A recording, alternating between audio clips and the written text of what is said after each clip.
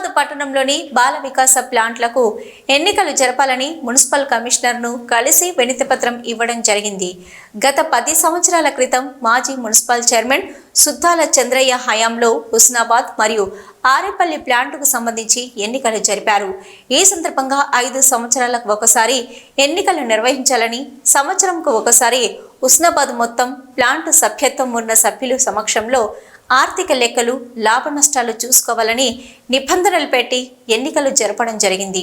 10 ఏళ్లు గడిచినా లెక్కలు లేవు, ఎన్నికలు లేవు.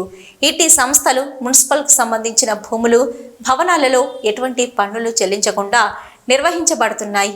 ఈ సంస్థలతో మున్సిపాలిటీ కానీ ప్రభుత్వంకు కానీ ₹1 లాభం లేదు. కానీ హుస్నాబాద్కు సంబంధించిన 3 ప్లాంట్లు బంద్ కావడం జరిగింది. ప్రజలు ఎండాకాలంలో ఇబ్బంది పడుతుంటే లాభాలలో ఉన్న ప్లాంట్లు ఎందుకు బంద్ చేశారు? ప్రజలకు సమాధానం చెప్పవలసిన అవసరం ఉంది.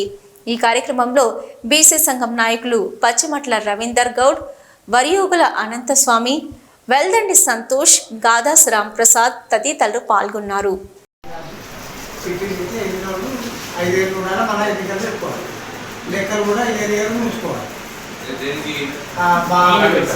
బాల వికాసం వచ్చే ఆదాయం ఇప్పుడు బాల వికాసం కింద ప్లాంట్ వాటర్ నుంచి వచ్చే ఆదాయం అనేది 3 వాటర్ అయితే ఇప్పుడు ఏమైనా 5,000 10,000 అయితే ఎన్నికలు లేవు, లెక్కలు చూస్తలేరు, ఏది లేదు. మరి అటువంటిప్పుడు మున్సిపాలిటీ ఆదాయం వస్తలేదు, ప్రభుత్వానికి వస్తలేదు, ఎవరికి వస్తలేదు. మరి మీ మున్సిపల్ భూములలో భవనాలలో వాళ్ళని నిర్వహించాలి.